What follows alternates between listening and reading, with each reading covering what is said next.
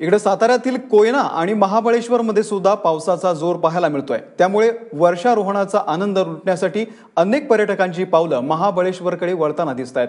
मंगळवारी पावसाचा जोर वाढल्यामुळे धरणांच्या पाणी पातळीमध्ये झपाट्यानं वाढ होतीये, तसंच नद्यांच्या सुद्धा पाणी पातळीमध्ये वाढ होऊ लागली आहे। दरम्यान सातारा कोरेगाव रस्त्यावरील कोरेगाव रेल्वे स्टेशन समोर वडाचं झाड कोसळल्यामुळे या मार्गावरील वाहतूक कोलमडून पडली आहे।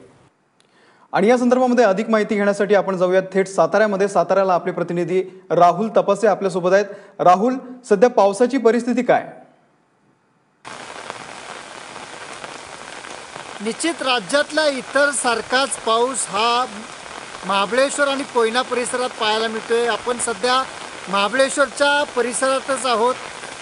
महाबळेश्वरमध्ये गेल्या 24 तासापासून जवळपास 245 मिलीमीटर इतका पाऊस झाल्याचं सांगितलं जात आहे। त्याचबरोबर कोयना परिसरातही 250 मिलीमीटर इतका पाऊस झाल्याचं सांगितलं जात आहे। असं असताना आता कोयना धरणामध्ये झपाट्यानं वाढ होताना पाहायला मिळते।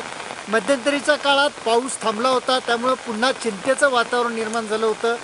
आता कोयना धरणामध्ये जवळपास 50% पेक्षा जास्त पाणी साठा पाहायला मिळतोय। म्हणजे 51.3 TMC पाणी इतका साठा झालेला आहे कोयना धरणामध्ये।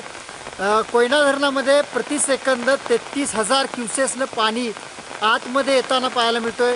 जो हा महाबळेश्वर आणि कोयनेचा परिसरातला जो पाऊस आहे, तो पाऊस ह्या कोयना धरणासाठी उपयुक्त मानला जातो। हा भाग जरी म्हणजे या सह्याद्रीच्या पर्वतरांगांवरती पाऊस जेवढा पाहायला मिळतोय, तेवढाच पाऊस हा सातारा शहराच्या परिसरातही पाहायला मिळतोय। मात्र दुर्दैवाची एक बाब म्हणावी लागेल, साताऱ्यानंतर जो खालचा जो पट्टा आहे मान खटाव, त्या भागात मात्र अजूनपर्यंत पावसाने सुरुवात केलेली नाही। निश्चित त्या भागातल्या लोकांना दुबार पेरणीचं संकट येतंय की काय असं एकंदरीत वाटतंय।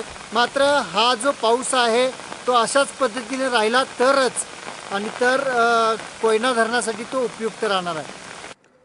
धन्यवाद राहुल, दिलेल्या या संपूर्ण माहितीबद्दल।